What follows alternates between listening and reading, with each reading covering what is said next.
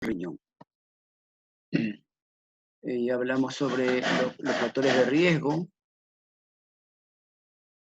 Entonces, Si mueves aquí puedes señalar. Entonces, ahora,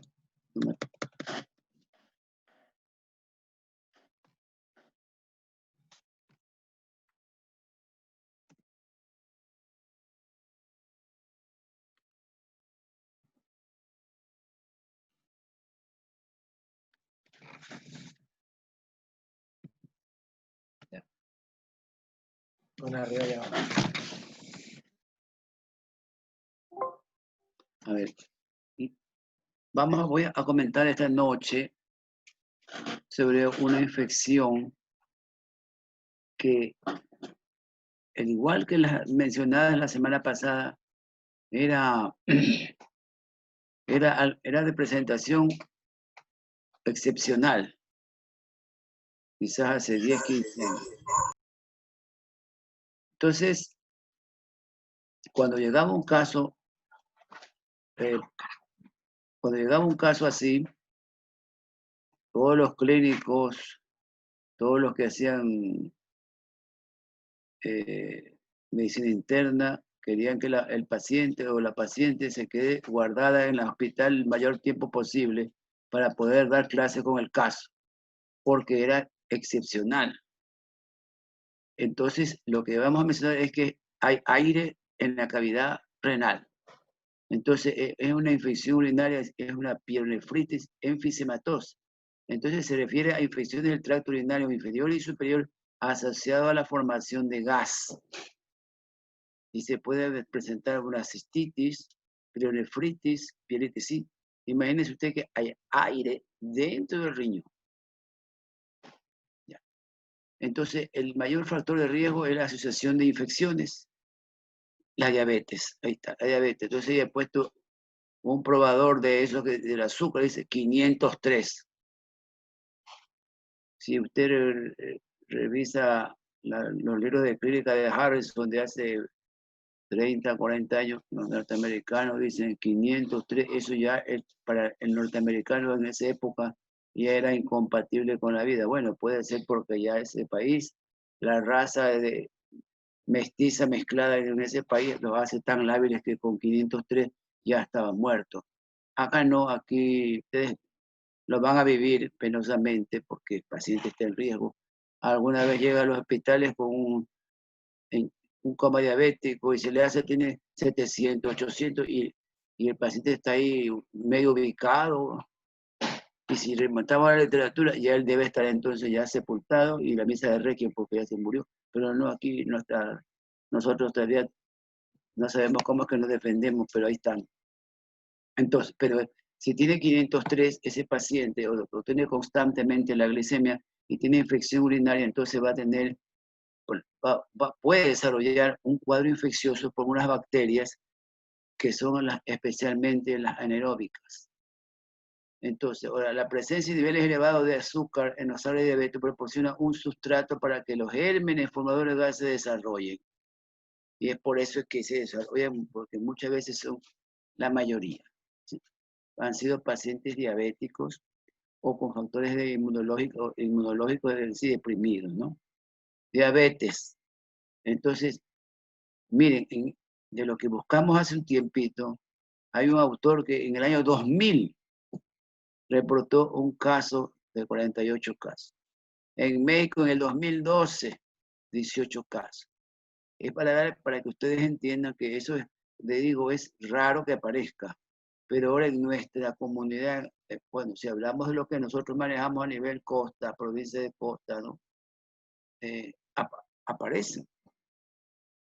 Entonces, hay que tener en cuenta que está presente esa enfermedad porque las bacterias han cogido una resistencia y son más agresivas que hace mucho tiempo. Entonces, la Escherichia coli vuelve a presentarse. Todas las que he mencionado, ahí está, Escherichia coli, Proteus, y también los anaerobios, ¿no? Estos de aquí, Clostridium perfringens, estos Estas bacterias pueden presentarse en una de estas, esta enfermedad que es la pielonefritis enfisемatosa. Entonces, el paciente puede tener un cuadro agudo o subagudo, puede haber fiebre, puede haber dolor lumbar, sudoración, fatiga, pérdida de peso, porque cuando se instala la infección, progresivamente, primero está en un segmento, en el parénquima, y poco a poco la bacteria es posible que vaya a lesionar totalmente los riñones. Entonces puede haber dolor, puede haber una masa palpable de acuerdo al caso. En otro también no puede haber síntomas, es asintomático. Es como ahora, doctores, bueno, ustedes tienen que también haber escuchado en estos días, nosotros estamos recibiendo muchos pacientes con la enfermedad del COVID-19 asintomáticos, doctores. Asintomáticos. El paciente va por un problema, estamos hablando de algunos pacientes urológicos que los pocos que van llegando tienen un problema y nosotros le hacemos la prueba y tiene el hisopado positivo, las pruebas positivas, pero él o la paciente está asintomática, no presenta ninguna de los síntomas o signos de la enfermedad si la estuviera desarrollándose en ese organismo. Desconocemos todavía cómo es esta situación, pero hay pacientes que están con el coronavirus y están asíntomas. Tocará a ustedes con el tiempo que deberían realizarse también la bendita prueba, ¿no? Para ver en qué camino ustedes están, en qué situación, porque ustedes no son ermitaños, no viven en una cueva, entonces tienen su entorno familiar, ustedes están en contacto, entonces hay que ver qué está pasando. Pero repito, nosotros en esta semana hemos tenido 3 pacientes coronavirus positivos asintomáticos. Nada, ellos no sienten nada, se ha repetido el examen en otro laboratorio, positivo. En fin, esto todavía hay mucho que va a pasar, hay mucho problema todavía que resolver con esta bendita enfermedad. Bueno, el paciente puede tener dolor lumbar, disuria, o puede llegar séptico y complicado. Usted, lógicamente, si el paciente viene con un dolor, una molestia, tiene fiebre, si tiene síntomas, usted lógicamente le va a dar algo para la fiebre, le va a calmar los síntomas, pero usted tiene que pedirle exámenes de laboratorio. Entonces, si es diabético, le hace la prueba del azúcar. Entonces, mire a ver si tiene hiperglicemia, cómo está los leucocitos, la PCR y la sedimentación elevada. Todo esto se va presentando. Si hay una acidosis o hay elevación de la urea y la creatinina, y entonces vuelvo a escribir. Siempre tome cultivo de orina y hemocultivo. El examen puede ser aislado simultáneamente en orina y examen. Si el paciente llega y le dice, sácale sangre, cultivo de orina. Sobre el cultivo de orina en nuestra comunidad, todos así crecimos, ¿no? Hágase el examen de la orina. Tiene que ser en ayuna, que el primer examen de orina. A ver, doctor, si hay bacterias, las bacterias no se despiertan, las bacterias están siempre despiertas, no duermen, ellas están siempre. Entonces, usted recoja la muestra en cualquier momento. Lógicamente está que se le pide que la coja a la mañana porque hay mayor concentración, porque ha estado guardada allí.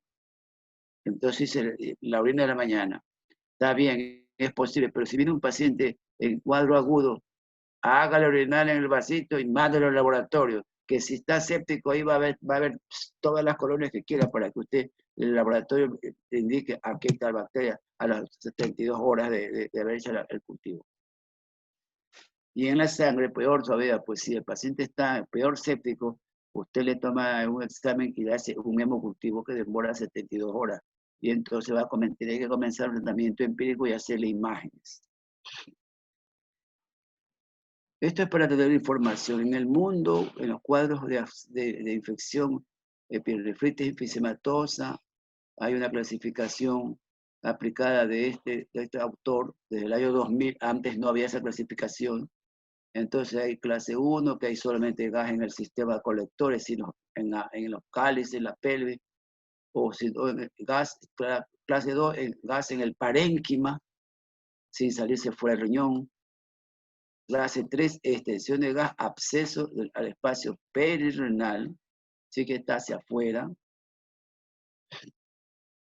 Y clase 3B, extensión de gas, absceso al espacio pararenal, es decir, ilimitado, entre la fase renal y los tejidos adyacentes. Y clase 4 es cuando hay una pielonefritis bilateral o un riñón solitario con pielonefritis enfisematosa. Miren, aquí tenemos unas imágenes. Aquí ustedes pueden ver, este es un paciente que tiene riñón poliquístico y tiene aire en el riñón derecho, porque esos riñones no tienen una anatomía normal, son riñones poliquísticos y se han infectado, entonces tiene aire en el sistema colector. En el otro lado, usted ve también un riñón tamaño normal, el riñón derecho, y usted ve una imagen, eso negrito que usted ve en la tomografía, en el contorno renal, en ese corte transversal, es aire. Normalmente no tiene que haber aire, nunca, jamás aire. Si hay aire, por alguna razón, hay un proceso infeccioso. Acá tenemos gas en el parénquima renal. Ustedes pueden ver en el lado, en la primera lámina, el riñón izquierdo, hay gas así alargado, uno puntiforme, negrito, así mancha negrita, eso es aire. Mire que si usted ve en esa tomografía, usted puede ver arriba el colon, y ahí el colon normal pues tiene aire. En la otra placa, en el lado derecho, usted ve que hay una imagen parecida al riñón, así. Eso es aire en el riñón derecho. Y se puede ver en el límite superior aire en el colon. Entonces, es un riñón, tiene aire en el parénquima renal. Acá, el aire ha salido al espacio pararenal. Aquí en el lado izquierdo, usted ve el aire en el riñón y afuera de la grasa, en la borda inferior se ve hacia la pared posterior, ahí se ve aire. Dice, ya salió del espacio del riñón. Y en el otro lado lo propio, con una flechita que está ahí indicando que hay aire fuera del riñón. Y en el riñón se ha formado un absceso. Es por bacterias, especialmente son anaeróbicas. Aquí ustedes pueden ver en los dos riñones aire, en pequeña cantidad, pero eso es aire que están en los dos riñones. Ahora, en un estudio se comprobó que los factores de riesgo que se van a asociar con esta enfermedad, ahí está. La pielonefritis enfisematosa bilateral, va a haber necrosis, parenquimatosis, significa que, si habla la necrosis, significa que se daña el parénquima, se lesiona el parénquima, se daña todo lo que es corteza y médula. Ahí hay que hacer un tratamiento conservador para mantenerlo a ver qué pasa. Y en estos pacientes, como se bordean la sepsis, el paciente presenta una trombocitopenia. Es decir, las plaquetas van a bajar radicalmente. Y entonces usted debe, apenas llega un paciente así, usted debe tratarlo, dar un tratamiento empírico, sospechando que tiene una enterobacteria, alguna bacteria, un estafilococo aureus. Entonces, depende de lo que usted tenga a la mano en el sitio donde usted se está desempeñando su labor profesional. Puede empezar por lo más conocido, como ampicilina, gentamicina. si tiene piperacilina, le da, es decir, usted tiene que darle algún antibiótico porque si no, para tratar de detener en algo la infección hasta que estén los datos del laboratorio o hasta que el paciente vaya a otro centro que usted lo vaya a referir, porque no puede usted manejarlo en un sitio donde carece de recursos. Ahora, muchas veces, si hay una colección, dependiendo del tamaño y todo, nosotros hacemos como en los abscesos, una punción. Tratamos de puncionar y se le coloca una nefrostomía. Es decir, se punciona el riñón para que salga la orina, salga el aire que pueda estar allí.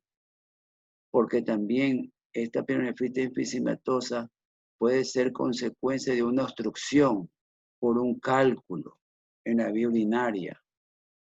Entonces, en los pacientes, ustedes pueden ver en esta lámina, se ha hecho una punción en el riñón, en la imagen inferior, usted puede ver lo que está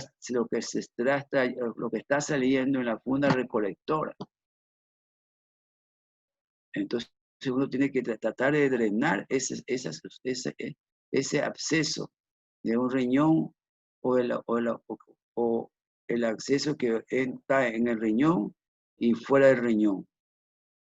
Ustedes ven ahí el catéter y la funda recolectora.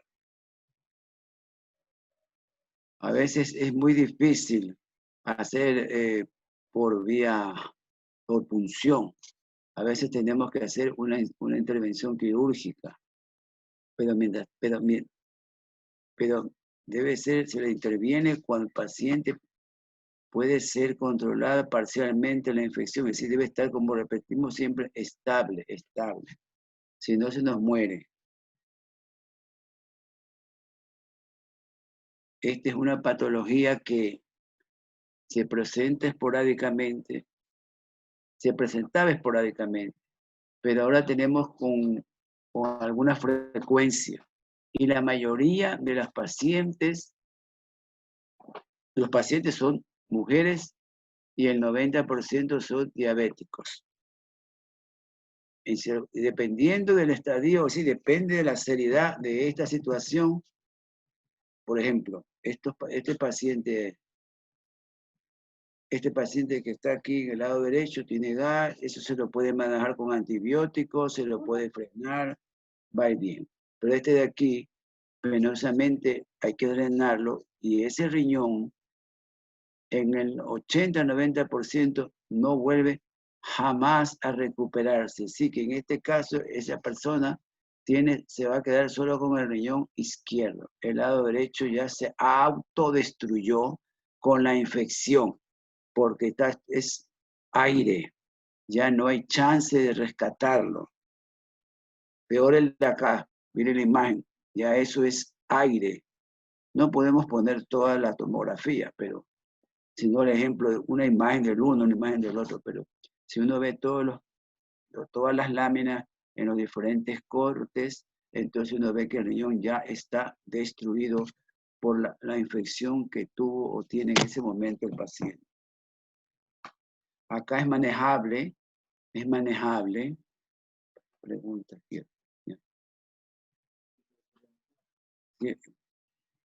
Si hay alguna pregunta. Ya pasaron la pielonefritis personal. A ver, por favor, ¿alguien tiene una pregunta?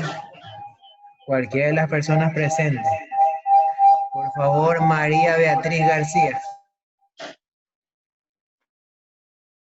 Uy, disculpe, doctor, buenas noches. ¿Hay riesgo de recidiva en el primer y segundo tipo que mencionó, por ejemplo, que haya gas a nivel del sistema colector y perirrenal en estos pacientes?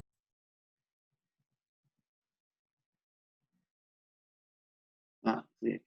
Gas en el parénquima renal sin extensión al espacio extrarrenal. Ese es clase 2. Claro, pero lo que quiero decir es si hay riesgo de que el paciente vuelva a recidivar en estos casos o hay un No, mayor bueno, compromiso renal en las primeras 2 clases? no, cuando recién se presenta, perdón un ratito.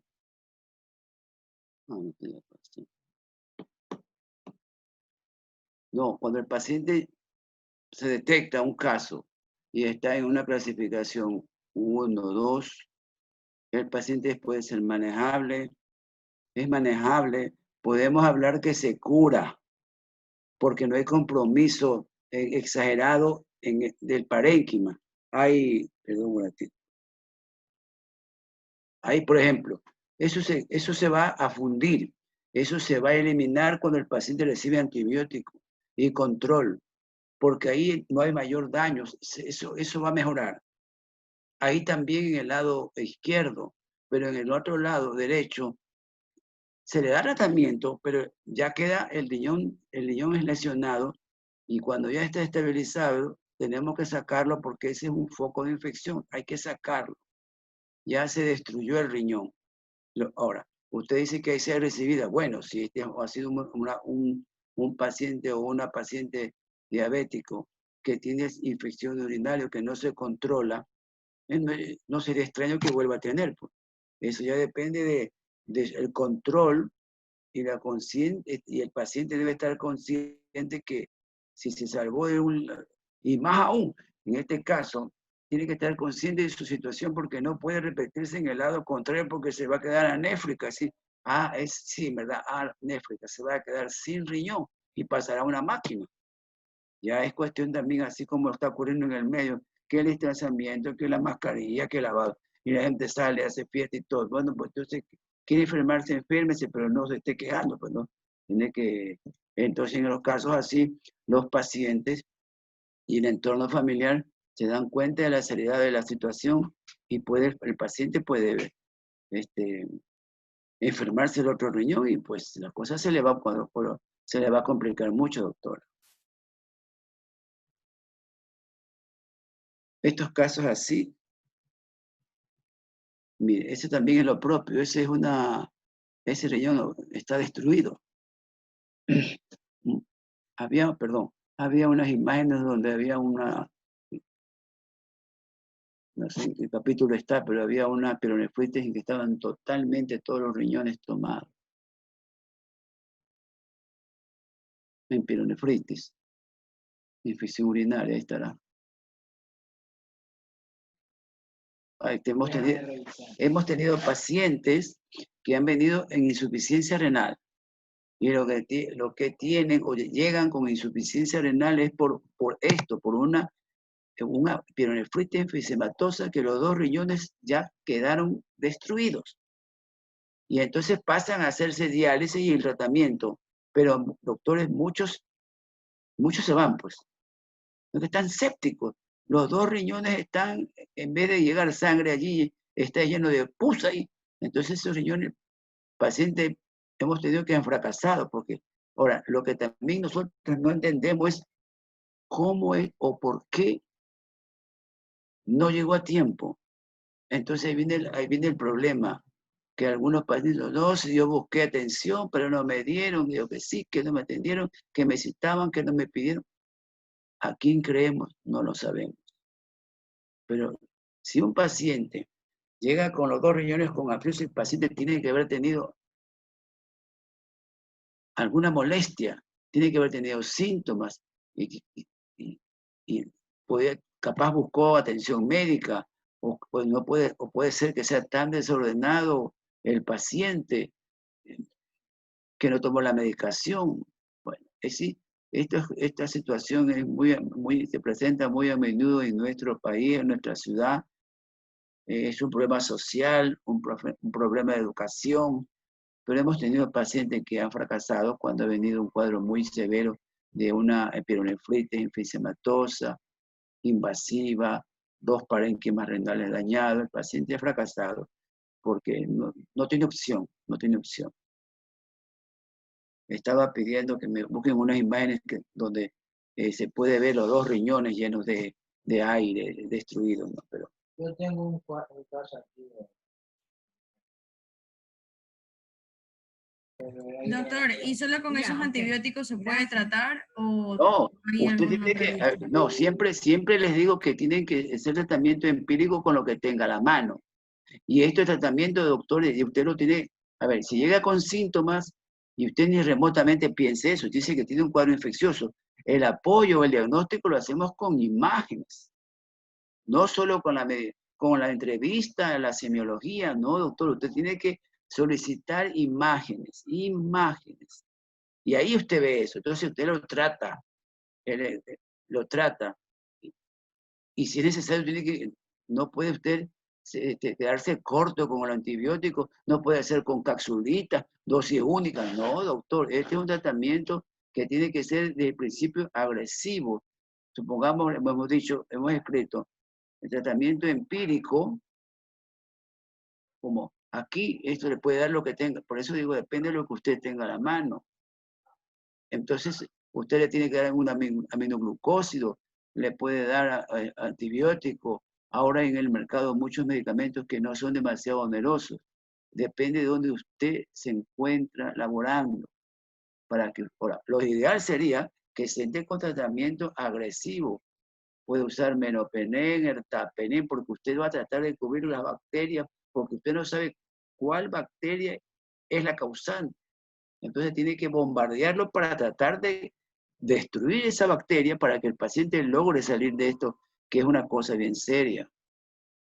Lógico que, pero ahora antes que no había sido uno al año, o algún año no hubo, ahora tenemos 8, 10, 12 al año, y la mitad sale y la otra mitad pasa máquina y ya no se controla o se quedó en el camino, doctores. Eso sí, lo que puedo asegurar es que el 80% de tus pacientes son mujeres, menos en el hombre. No hallamos la imagen. Tengo un caso de acceso renal.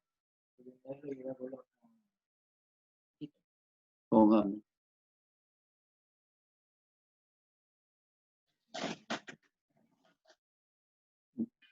¿Alguien tiene alguna pregunta? Pero levante la mano en la plataforma.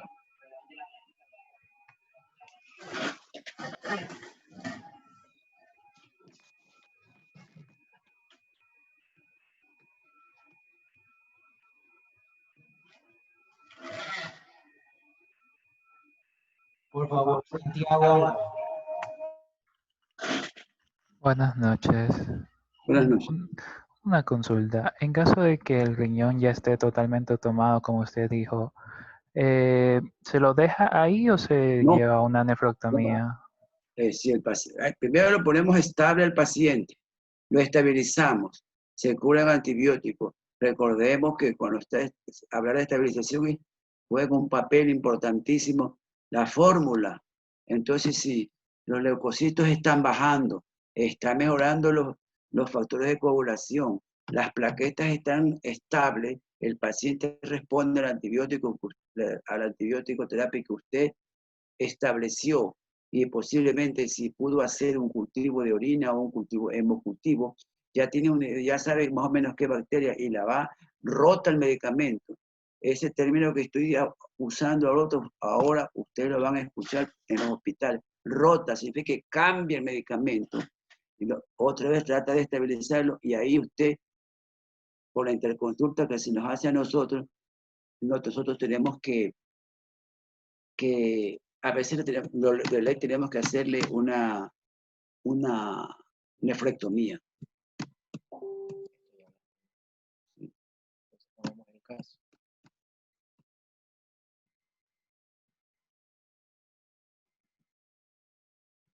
Aquí hay un caso. Este es un caso de una persona que tenía diabética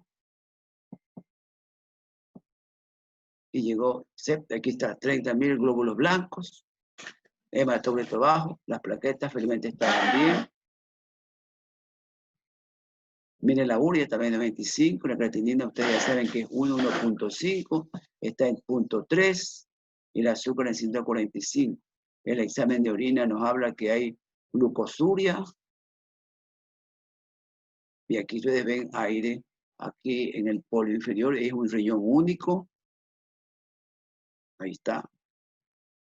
Aquí hay, este es un absceso específicamente. Aquí ustedes ven esta colección, aire y pus. Aquí ustedes ven.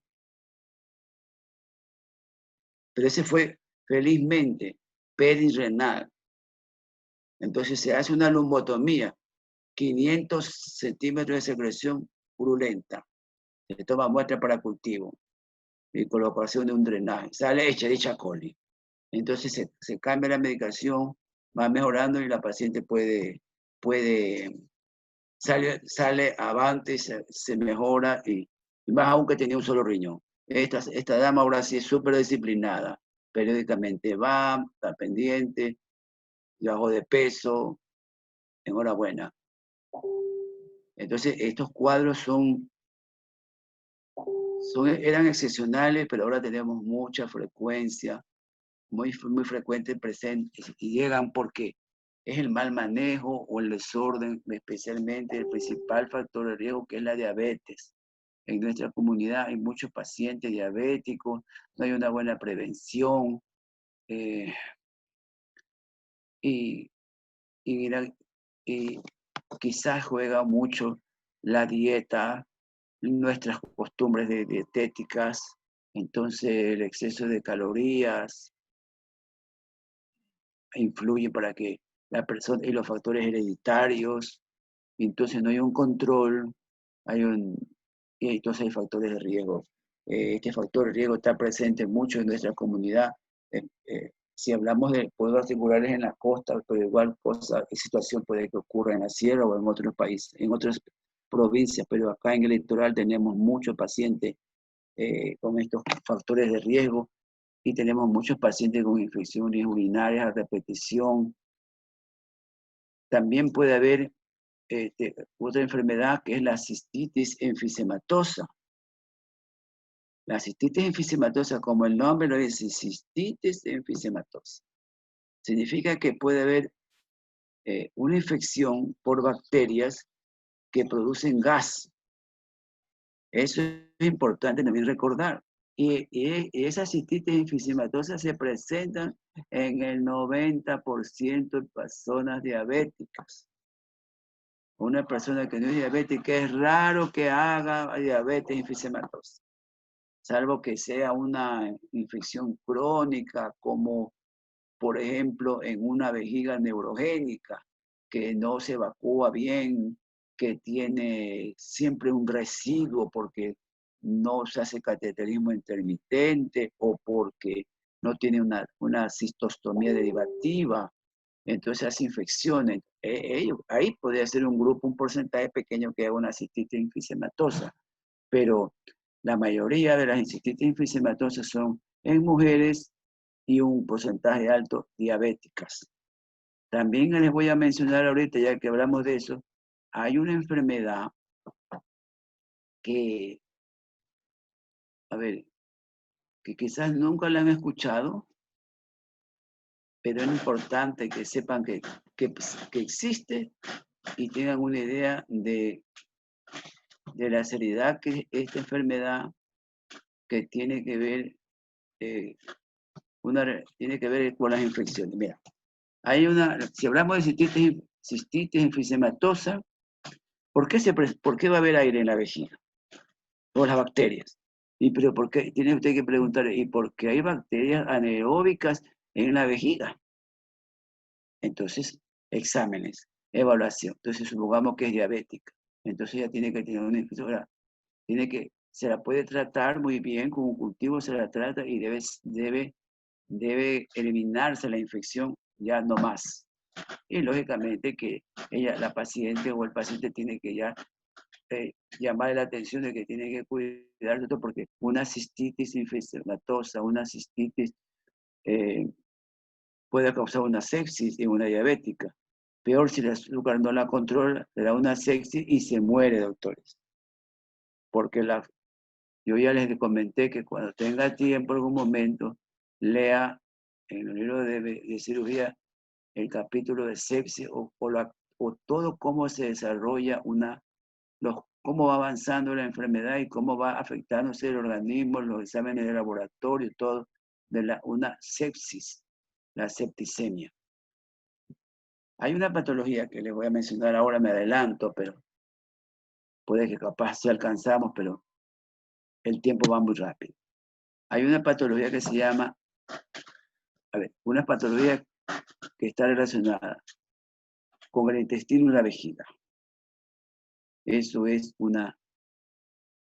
el intestino puede presentar después de los 50 años, el intestino del ser humano puede alterarse a partir de los 50 años y tener divertículos.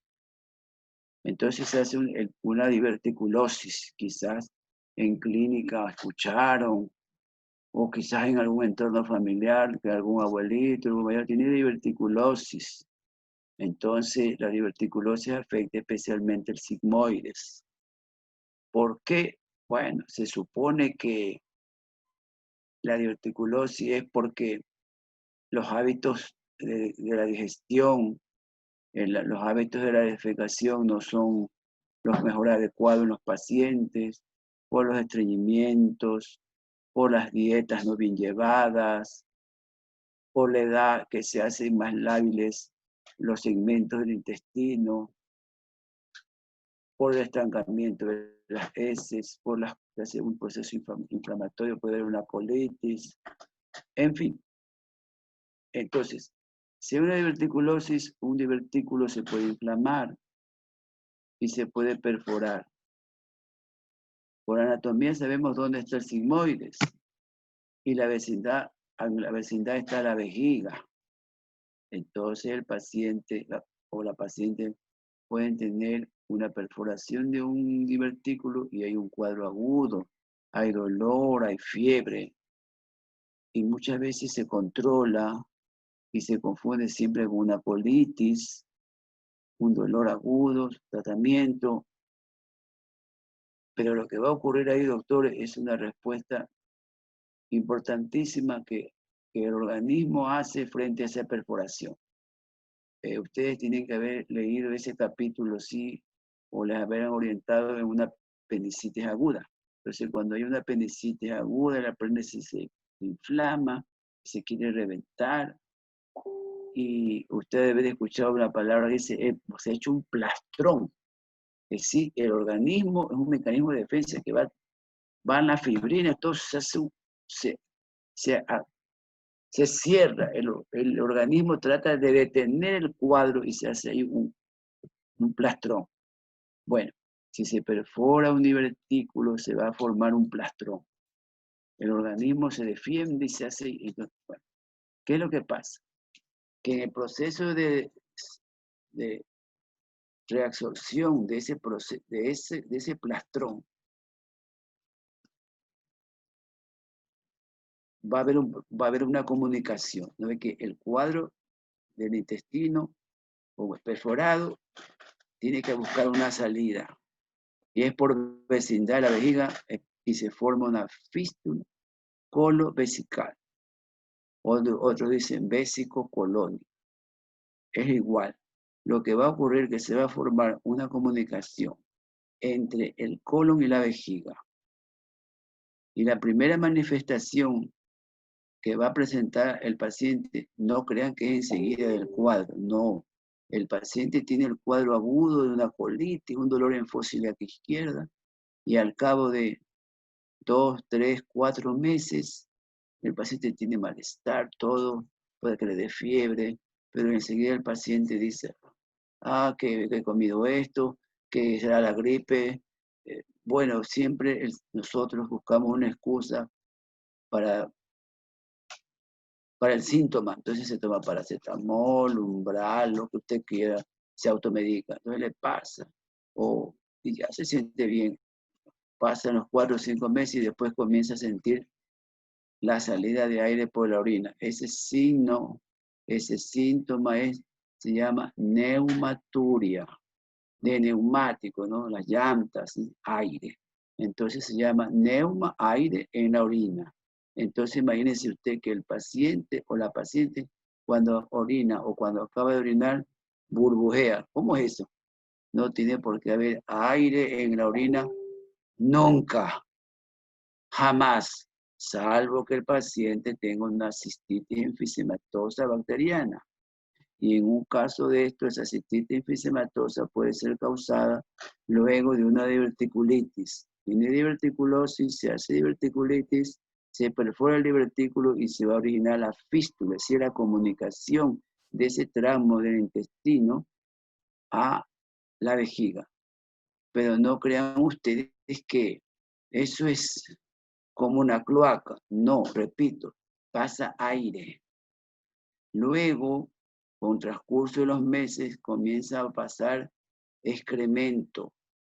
Entonces el paciente tiene episodios de infección urinaria y comienza a haber episodios de infección urinaria a repetición, doctor. Y me adelanto, que aún no hablamos mucho de infección todavía, pero les puedo asegurar que nosotros no tenemos por qué tener infección urinaria. Nunca, nunca tiene que haber infección urinaria. No hay justificación. Si es que hay infección urinaria en algún momento de la vida del ser humano, siempre usted tiene que buscar la causa. Es posible que haya un cuadro de una infección pasajera banal, pero de todas maneras tiene usted que, supongamos, la trata y ya se curó. Pero si se vuelve a repetir, ¿por qué? No tiene por qué, porque nosotros tenemos mecanismos de defensa naturales para evitar que las bacterias causen una infección en algún segmento del tracto urinario superior o inferior. Bueno, volviendo a la fístula, los pacientes pueden tener entonces una salida de aire, neumaturia. Y después viene la otra molestia, que es la fecaluria. Sí, la bacteria fecal en la orina. Y el paciente va a experimentar. Ningún paciente no es que no siente nada. No, hay signos de irritabilidad en la vejiga. Tiene fastidio, dolor, dicen que tiene un malestar en la pelvis, tiene disuria, sí, una irregularidad, una molestia al miccionar. El cuerpo le está diciendo que aquí hay algo. Entonces, después también es visible el paciente cuando micciona, a veces siente, por ejemplo, en el hombre siente en su uretra, en su meato, alguna cosa que sale, o el color de la orina sale y es fétido. El paciente tiene bacterias del colon en la vejiga. Entonces puede tener Streptococcus fecalis, Enterococcus, Proteus. Y hay pacientes que tienen 2, 3 bacterias cuando se hace un cultivo. Eso no. Si tienes ese tipo de bacterias en la orina, usted ya el diagnóstico está hecho. Y peor si tiene los signos y síntomas. Lógicamente que usted en este momento, los que me están escuchando, bueno, los que no están escuchando, pero los que están escuchando ya saben que existe esta patología, doctor. Y se presenta. Por ejemplo, nosotros personalmente hemos tenido en este momento 2 casos. El uno ya está resuelto quirúrgicamente, el otro está en investigación. Paciente de 70 años, paciente de 72 años. Y ha tenido episodios de dolor hasta que ahora sí ya se hizo la fístula. Y el paciente debuta con neumaturia, fecaluria. Entonces, ahora, sobre esta enfermedad, doctores, honestamente, hasta la actualidad no existe ningún tratamiento con medicación, con supositorios, ni laparoscopía. Es muy complicado tratar de resolver una fístula con algún procedimiento mínimamente invasivo. Posiblemente ustedes lo vayan a lograr ver y que pronto, ¿por qué no lo podrán aplicar? Pero hasta la fecha, en mi poca experiencia, no se resuelve con ninguna medicación. De que hay un trayecto de tejido, hay una fibrosis alrededor de ese trayecto Entonces tiene que realizarse una intervención quirúrgica para resecar ese segmento malo de vejiga, resecar un segmento de colon que tiene divertículos y hacer una anastomosis del colon sano con la cúpula del recto, especialmente porque a veces hasta allá está el problema. Y ahí que sea funcionante todo en forma normal otra vez el intestino. Y la vejiga, pues solamente su reservorio es la orina, no las heces.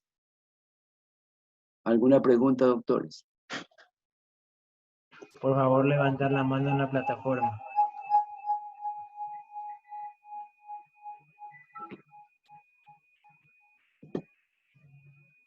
Por favor, Santiago Álava. Buenas, doctor, otra vez. Una Diga. consulta. Con respecto, usted habló de infecciones banales del tracto urinario. ¿A qué se refiere A con ver, eso? banales porque, por ejemplo, a ver, infecciones banales le decimos a las infecciones que, sexo femenino, empieza su menarquia, una señorita, la primera menarquia, la primera menstruación, entonces hay cambios hormonales y ella puede tener algún momento alguna infección, pero es debido a esa situación que está viviendo, que se inicia la menstruación, que los estrógenos están trabajando a nivel de todo su cuerpo y lógicamente de sus genitales y de la vejiga. Entonces es posible que haya una infección porque está viviendo las primeras menstruaciones. Entonces tiene una infección, una irritación.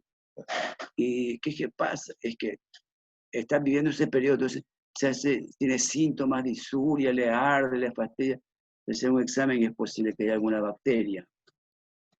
Esa es una infección que decimos que tuvo, se le explica, la persona hace su higiene ya más esmerado, ya sabe lo que está viviendo y no vuelve a tener nunca más una infección urinaria.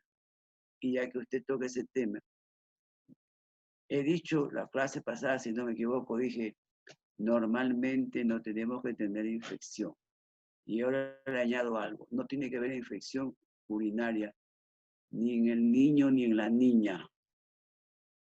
Nosotros en nuestra comunidad ecuatoriana y quizás también en otros países latinos durante años justificaron que la niña, que es pequeña, tiene infección urinaria, pero es porque la niña, bueno, en otra época las niñas jugaban en los recreos, en las pausas, se sentaban en el suelo, jugaban allí, o entonces se podían infectar. Recordar que la uretra femenina es corta.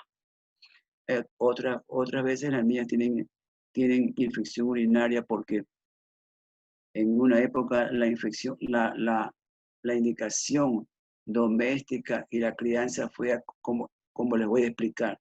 En una época a las niñas se les decía, usted no puede orinar en cualquier servicio, no puede sentarse en cualquier taza. Entonces la niña iba a la escuela y pasaba todo el tiempo sin ir al baño. Cuando llegaba a la casa, llegaba desesperada que se orinaba hasta la ropita porque iba a la casa a orinar. Capaz alguna de las doctoras puede haber vivido así o le dijeron las abuelas, qué sé yo, con qué está criada. Eso no es correcto. La micción es espontánea, natural. El acto misional es normal, fisiológico, espontáneo y puedo decir satisfactorio, pero yo le añado hasta placentero. Así es el acto misional natural. No tiene por qué haber ardor, dolor, incomodidad, nada. Usted orina desde que está en el vientre de su madre en su formación. Así nos pasa a todos los seres humanos. Entonces, ya cuando pensamos, es algo natural. Pero durante mucho tiempo, ¿qué es la niña? Infección. Otra dice, hay que orientar a la niña al secado. Tiene que ser de adelante hacia atrás. Por eso ya es cuestión de educación. No es que por la vecindad de los genitales femeninos, a veces las bacterias que puede haber en el periné, que son de tipo de fecales, eso si se seca mal, arrastra las bacterias del periné hacia la uretra y entonces se contamina. Pero esa era la justificación hace años para las infecciones urinarias a repetición de las niñas o de los adolescentes, pero eso no debe ser justificación, porque tenemos, repito, mecanismos de defensa. Y en el varón peor, un niño de 4, 5 años, 6 años no puede tener infección urinaria. El niño tiene, la uretra masculina es larga, por eso tiene pene. La uretra tiene una posición, una forma como de una hoz, tiene válvulas en la uretra, ya hablaremos de eso, tiene algunos mecanismos de defensa. Entonces, ¿para que entre una bacteria? No. Si un varoncito tiene infecciones urinarias a repetición comprobada con cultivo, tiene que ser investigado, porque puede haber, por ejemplo, lo más común que se haya es un reflujo vésico ureteral, o puede haber alguna anomalía como un ureterocele. Es decir, lo que ustedes tienen que tener claro, no ha cambiado, te digo, siglo XXI, pueden hablar ustedes de toda la tecnología, pero lo que les estoy diciendo no ha variado en ninguna parte del mundo. El ser humano tiene por qué tener infección urinaria, pero a repetición. Puede alguna vez tenga infección urinaria comprobada en estas edades. Por ejemplo, en el embarazo puede haber infección urinaria, puede ser que cambien las hormonas, entonces puede haber, cambia el pH, todo, entonces puede haber infección urinaria. En una mujer que viene a la menopausia puede haber infección urinaria. Ese tipo, ahí se trata de justificar. En el adulto, puede haber, no hay tanta infección urinaria en el adulto joven. En el adulto, en el varón, lo que puede haber más es chance que tenga enfermedades de transmisión sexual, ETS. Y en el adulto mayor puede haber infección urinaria porque tiene residuo urinario porque le ha crecido la próstata. Cuando yo dije que banal es que por alguna ocasión, otra cosa, ¿cierto? Cuando una pareja, una mujer joven empieza a tener intercurso sexual, puede hacer infecciones urinarias, puede hacer cistitis cuando empieza a tener actividad sexual. Entonces el mejor remedio que hasta ahora ya lo decimos siempre es a toda mujer, cuando ya es una mujer activa sexualmente, le decimos, tiene que orinar antes del intercurso sexual siempre, el resto de su vida, si es posible. Bueno, es difícil hacerlo antes y después, pero lo ideal sería antes, porque en el intercurso sexual con la vejiga llena se estropea por anatomía en el juego de la actividad sexual. Entonces lo mejor es que la vejiga esté vacía. Ahí no hay ningún problema. El vaciado vesical es importantísimo. ¿De acuerdo? ¿Conforme, doctor? ¿Alguien tiene otra pregunta?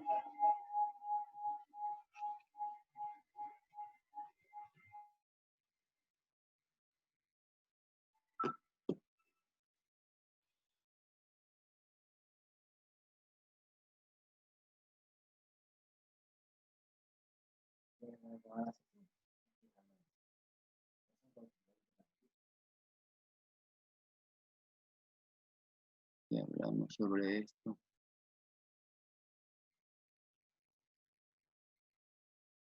Estamos tocando. Ya cansamos. Ya.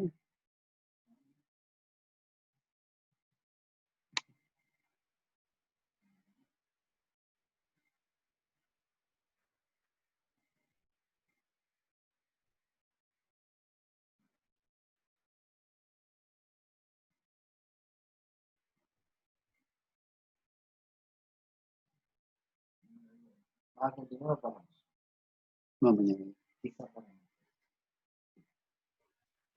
Bueno. Bueno, se insiste con las actividades de la plataforma. Si no hay más preguntas, se da por terminada la sesión.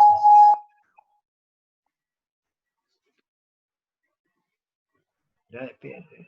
Bueno, mañana continuamos y pueden recordar algo de lo que hemos hablado para que mañana conversemos o haga alguna pregunta para aclarar ciertos conceptos que pueden no estar no muy claros porque quizás estoy comunicándome muy rápido con ustedes, ¿no? Sí, muy rápido y ustedes pueden hacer una pregunta mañana, ¿no?